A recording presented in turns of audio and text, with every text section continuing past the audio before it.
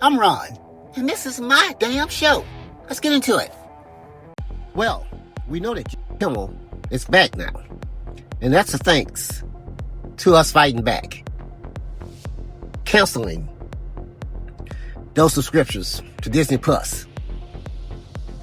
That's a thanks to the people in Hollywood standing up, thinking about seriously not working, signing petitions, and not working with Disney anymore. We've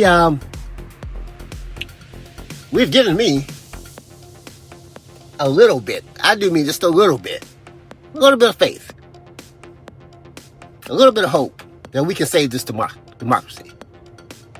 I was kind of down on it. I still only think it's like maybe 20% now, and we can save this democracy because so much damage has been done. So much damage. We're just not talking about, shutting down his enemies and on TV, the comments. Look, I don't want to say all this right now. I'll say it at the end. Let's get into the video. Group that promised to protect it. The president has spent the last 9 months targeting protesters, corporations, media companies, universities, law firms, and museums. And this week, his government threatened ABC to deal with Jimmy Kimmel the easy way or the hard way. That's a quote, something the president confirmed later out loud. When you have a network and you have evening shows and all they do is hit Trump, that's all they do. If you go back, I guess they haven't had a conservative more than years or something, somebody said. But when you go back and you take a look, all they do is hit Trump. They're licensed. They're not allowed to do that. An obvious fact check there. They are, by the way, by way of the First Amendment. So it's probably ironic for these people to see the government trying to censor its critics. The left wanted to make comedy illegal, Like you can't make fun of anything. So then it was like, comedy sucks. It's like, nothing's funny. You can't make fun of anything. It's like, legalize comedy. I've heard about the joke. Maybe it's a stupid racist joke, as you said. Maybe it's not. But I think that we have to stop getting so offended at every little thing in the United States of America. I'm so over it. I will also sign an executive order to immediately stop all government censorship and bring back free speech to America. Bring back free speech to America. And now here we are 9 months later, and we're living in a very different world.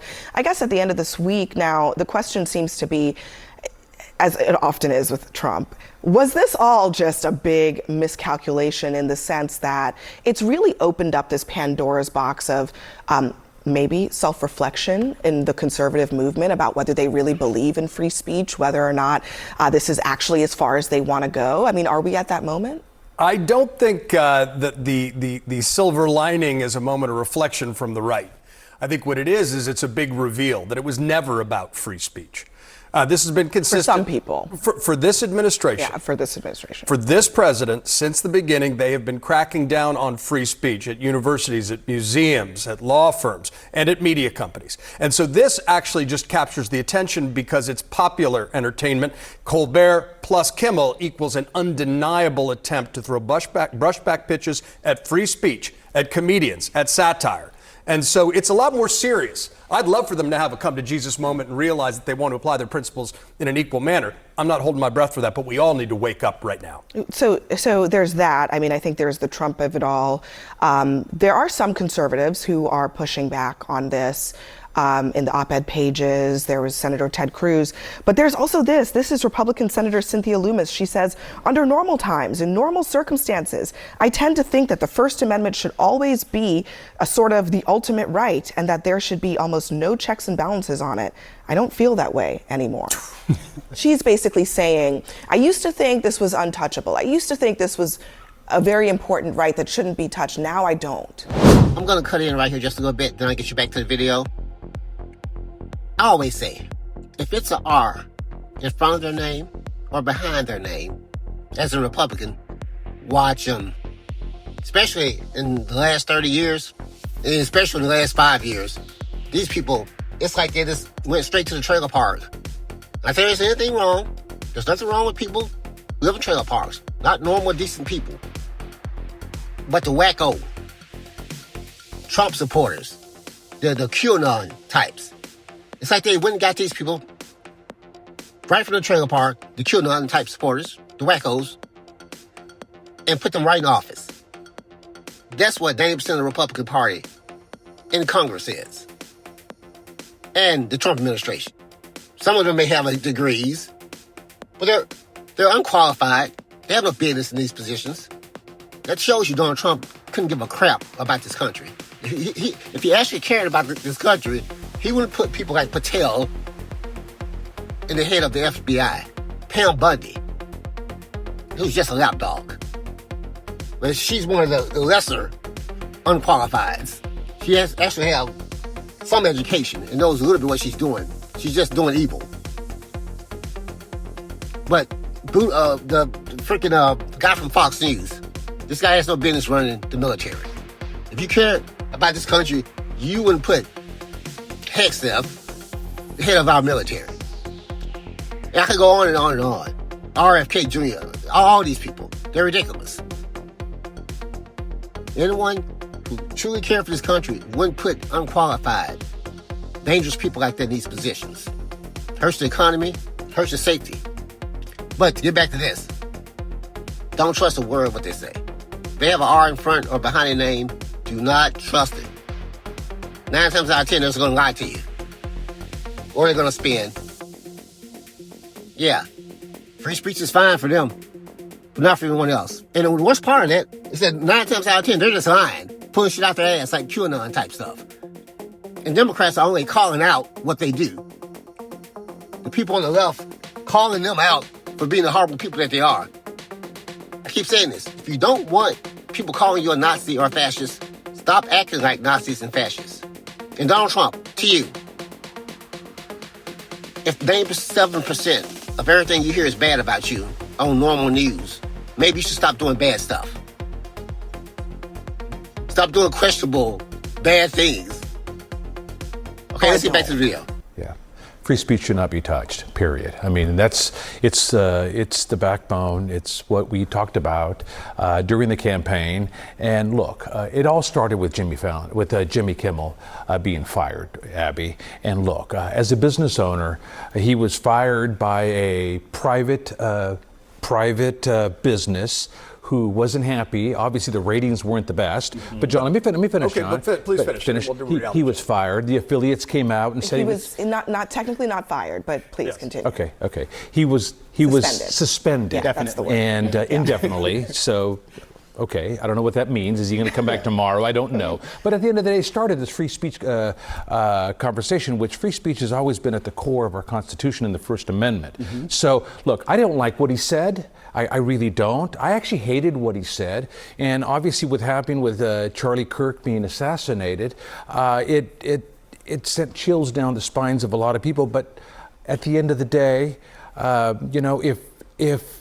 if Kimmel said something that was bad, there was a process to go after somebody if they said something bad. So I'm not from the school if they should have let him go, but that's not my decision. That was ABC's decision to let him go. You're leaving out an essential detail. Yeah. You have a high-profile Trump official who goes on a podcast, a very prominent podcast, and insists, among other things, we can do this the easy way or the hard way. At that point, this is called jawboning. That's the technical term for it. They're doing absolutely everything they can to not only intimidate them, but every other broadcaster, and the president is sending a very clear message from Air Force One. If you're giving me negative coverage, which apparently includes comedians doing monologues, we may come after you. That is completely un-American. I'm glad that Ted Cruz is saying the right thing, and Ted Cruz being someone who I think is probably has a finger in the wind and sees the current shifting here and is saying, it's probably a good place to break ranks with the president. Maybe there'll be other people. The finger in the wind is whatever direction MAGA is going in. So that's the only reason that's a little surprising. Before you jump in, can I just... Yeah, I would have to say I was pleasantly surprised that Ted Cruz did the right thing.